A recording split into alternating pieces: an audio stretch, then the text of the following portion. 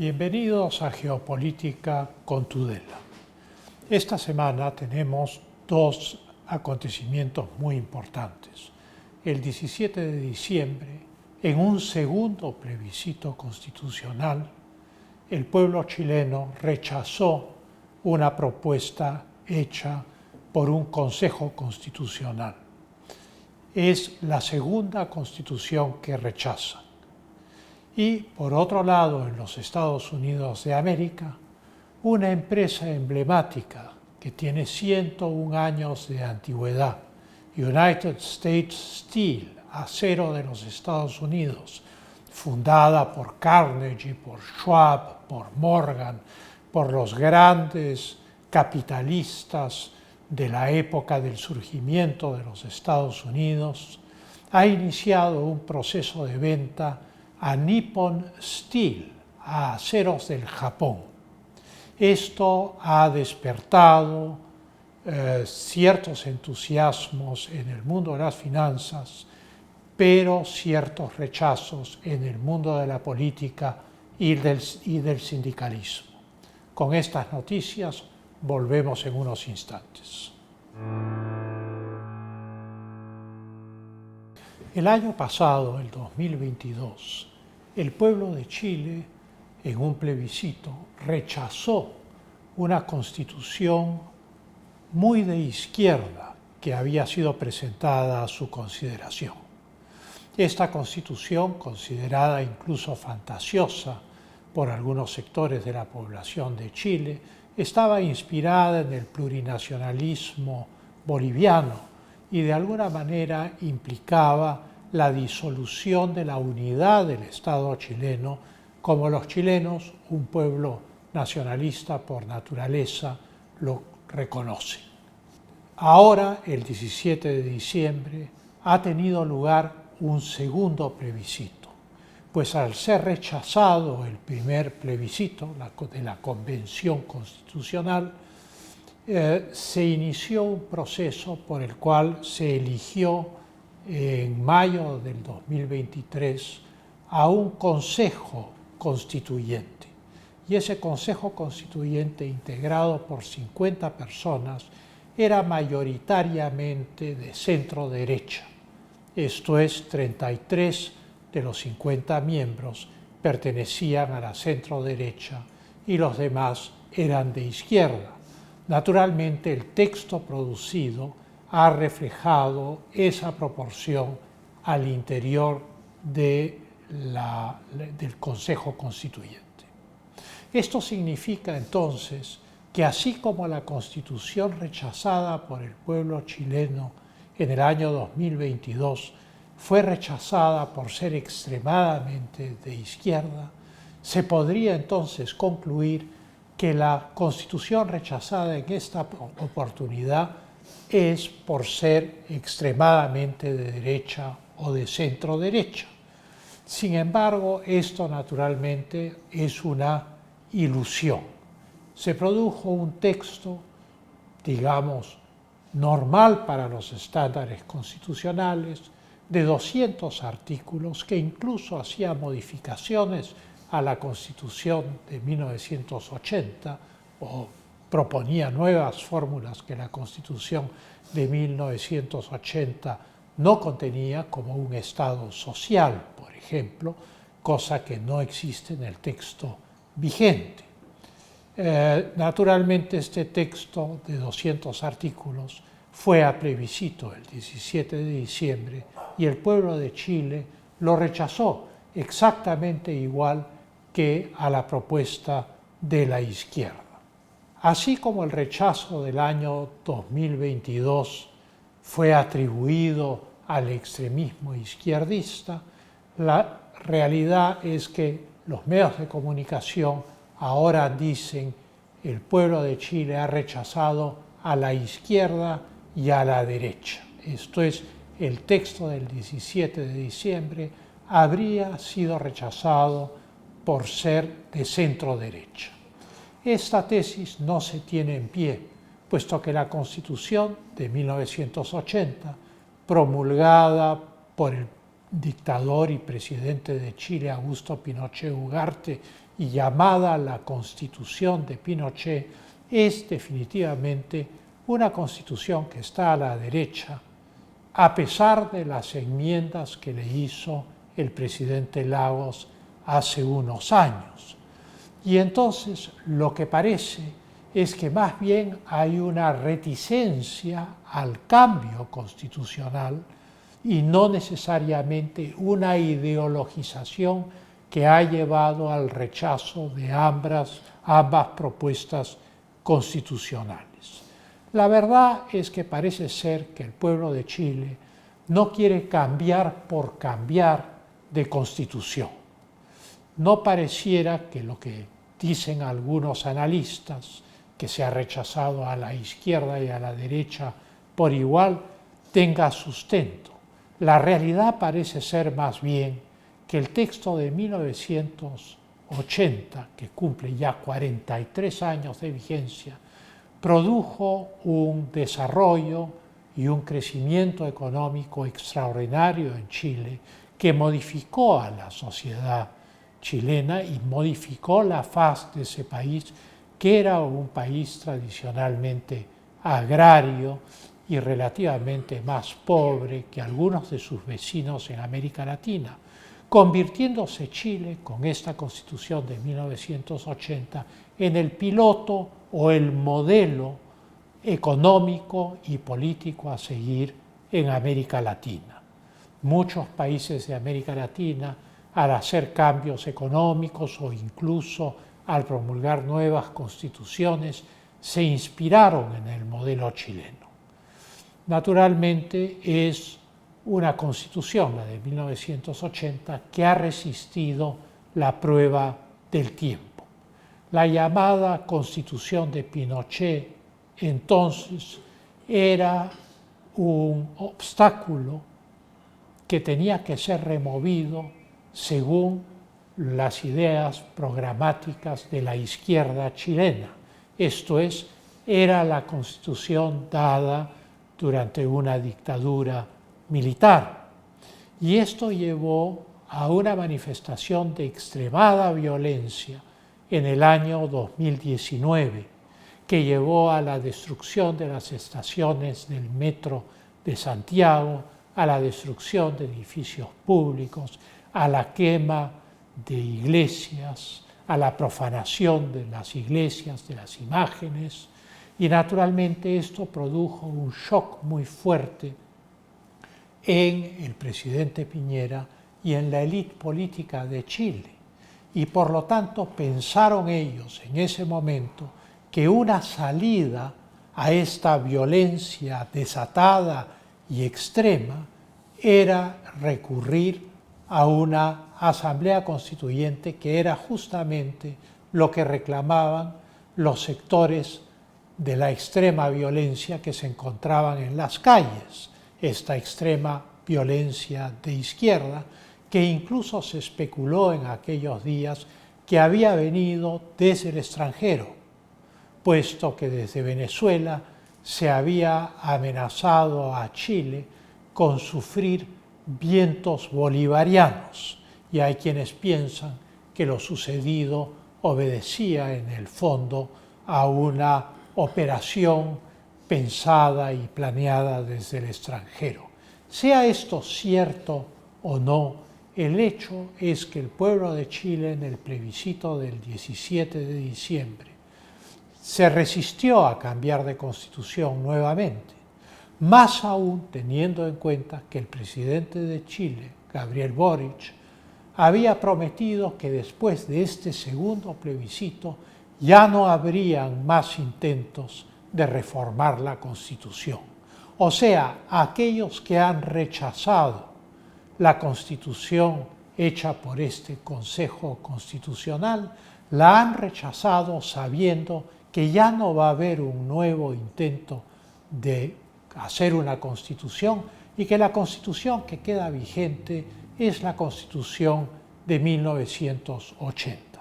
Algunos participantes en el Consejo Constitucional naturalmente han estado insatisfechos con el resultado, como es el caso, por ejemplo, del Partido Republicano, un partido de derecha que sin embargo tenía la mayoría en la Asamblea. Pero la realidad es que el realismo del pueblo chileno se ha impuesto y que la Constitución de 1980, que trajo tantos años de progreso económico y de bienestar a Chile, se ha preservado. Volveremos en un instante con el siguiente tema. Nuestro segundo tema es un tema también enormemente importante.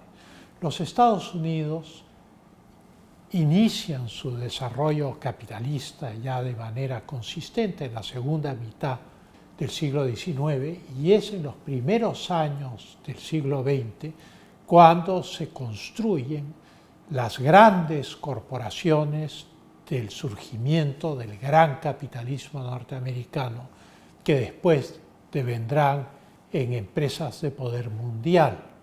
Una de esas empresas es US Steel, Acero de los Estados Unidos, empresa fundada por Carnegie, por Schwab, por Morgan y necesaria para la construcción de los ferrocarriles. Esto es la expansión de los ferrocarriles por todo el este y el oeste de los Estados Unidos estaba directamente ligada a esta empresa del acero, la más grande del mundo en ese momento, solo comparable a las empresas de Krupp o Thyssen en Alemania. Pues bien, después de más de 100 años, esta empresa, que fue fundada en 1901, está en mala situación económica. Y la mala situación económica ha llevado a que sea subastada. Y quienes han ganado la subasta y quienes han comprado esta empresa es Nippon Steel, esto es Acero del Japón, una empresa japonesa. Nippon Steel ha dicho que todos los acuerdos con los empleados y con los sindicatos de US Steel van a ser respetados. Esto es, acuerdos de negociación colectiva, acuerdos formales que son vigentes para todos los empleados permanentemente, etc., no van a ser tocados por Nippon Steel. La Unión de Trabajadores del Acero, sin embargo, ha dicho que no tiene fe en Nippon Steel. Este es un argumento emocional, o sea, es una cuestión de fe. No tienen objeciones a la transacción económica en sí misma. Tienen objeciones a que Nippon Steel podría no cumplir estos acuerdos según la Unión de Trabajadores del Acero, el poderoso sindicato del acero norteamericano. Sin embargo, Nippon Steel opera en los Estados Unidos con otras dos compañías de acero que había comprado anteriormente desde hace 40 años. Y estas dos compañías tienen sindicatos y se han respetado todos los acuerdos sindicales y las negociaciones colectivas alcanzadas antes de la compra de estas empresas. De tal manera que da la impresión que la protesta de la Unión de Trabajadores del Acero tiene más que ver con el orgullo de que una empresa emblemática y simbólica del capitalismo norteamericano en su época de surgimiento sea vendida a una empresa extranjera. Y entonces se trata de un asunto de orgullo nacional y la falta de fe que expresa el sindicato, pues correspondería al hecho de que la empresa norteamericana pasa a ser propiedad de una empresa japonesa. Hay que decir, en descargo de Nippon Steel, que es una empresa que invierte en los Estados Unidos. No se va a llevar a US Steel a algún lugar del Oriente, como ha ocurrido con la desnacionalización de tantas empresas norteamericanas en los años 90 y principios de los 2000, y europeas también, que se fueron a la China porque tenían mano de obra barata. No, los japoneses, Nippon Steel, piensa trabajar en mejores condiciones US Steel de lo que ha venido siendo trabajada hasta ahora, pero en los Estados Unidos. De tal manera que esto representa un tema de orgullo nacional más que un tema de economía.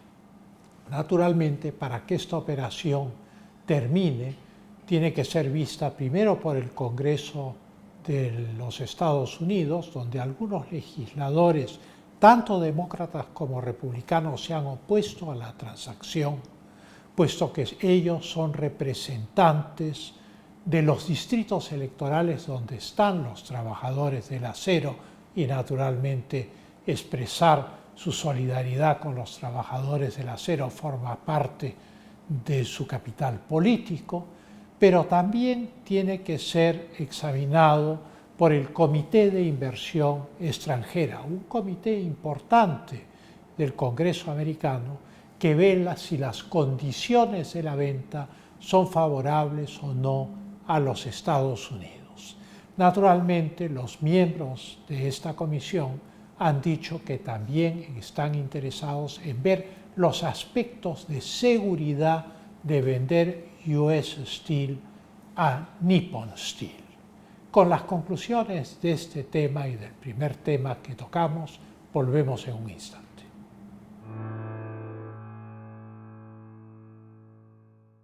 Concluyendo, lo único que razonablemente puede decirse del rechazo del pueblo chileno a ambas constituciones, sabiendo que ya no va a haber ningún nuevo ensayo constitucional como lo ha anunciado el presidente Boric, es que el pueblo de Chile no quiere cambiar la Constitución de 1980, que es una Constitución que tiene 43 años de vigencia y que está en el corazón de la enorme transformación que hizo pasar a Chile de una sociedad agraria a una sociedad desarrollada en el lapso de esas 4 décadas.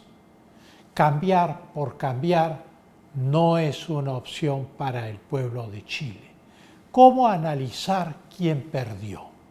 De los 50 miembros del Consejo Constitucional que ha redactado la carta rechazada este 17 de diciembre, 22 eran los que estaban más a la derecha, el Partido Republicano de José Antonio Kast. Naturalmente, el partido ha defendido lo que ha hecho, esto es, ha redactado una constitución en conjunción con otras fuerzas políticas de centro derecha y de izquierda. Pero esa defensa ha tenido un costo político para el Partido Republicano, pues miembros importantes de ese partido se han alejado de él. Pero, ¿quién es verdaderamente el perdedor de este plebiscito? En nuestra opinión, el perdedor es quien incentivó la violencia extremista de la izquierda en el año 2019, que produjo enorme zozobra en Chile, que llevó a capitular a la élite política chilena y a pensar, junto con el presidente Piñera, que la única escapatoria a la violencia y a la crisis generada era una nueva constitución. Es tradicional en los países de América Latina que cuando una situación de contención llega a un punto muerto en el cual ya no se puede avanzar más, pues una nueva constitución se aparece como una solución atractiva para superar la crisis. Pues bien, para el pueblo chileno, esta solución no ha sido atractiva. El pueblo chileno no quiere cambiar por cambiar. El pueblo chileno ha votado rechazando esta nueva constitución, sabiendo que no va a haber un tercer intento. y lo ha hecho con pleno conocimiento de causa. ¿Quiénes han perdido? Aquellos que programáticamente, por razones ideológicas, tenían que destruir la Constitución de 1980. Esto es aquella izquierda radical que hundió a Chile en la violencia extremista el año 2019, violencia que tenía como finalidad producir el cambio constitucional. Pues el pueblo de Chile ha rechazado ese cambio constitucional y aquellos que tuvieron la iniciativa de llegar a la violencia para cambiar la Constitución son los grandes perdedores de este evento. En cuanto a la venta de US Steel, acero de los Estados Unidos, a una empresa japonesa, Nippon Steel, acero del Japón, pues naturalmente desde el punto de vista de los símbolos de una sociedad, US Steel es el gran símbolo del capitalismo norteamericano y el gran símbolo asociado a nombres de los enormes capitalistas de principios del siglo XX y finales del siglo XIX, como es el caso de Schwab, de Frick, de Morgan y de Carnegie. Y por lo tanto, la venta de una empresa de ese calibre, que significa tanto para la historia de los Estados Unidos y para el desarrollo de sus ferrocarriles y de sus ciudades, pues naturalmente tiene un viso traumático. Probablemente lo que está detrás de la falta de fe de los sindicatos de US Steel en la adquisición por parte de Nippon Steel de la compañía norteamericana es más el orgullo nacionalista que algo que haga realmente peligrar sus empleos y su situación laboral. Mal que bien, Nippon Steel está hace 40 años en los Estados Unidos dedicado al mismo negocio y maneja otras dos industrias del acero. Con estas conclusiones nos despedimos hasta el próximo programa.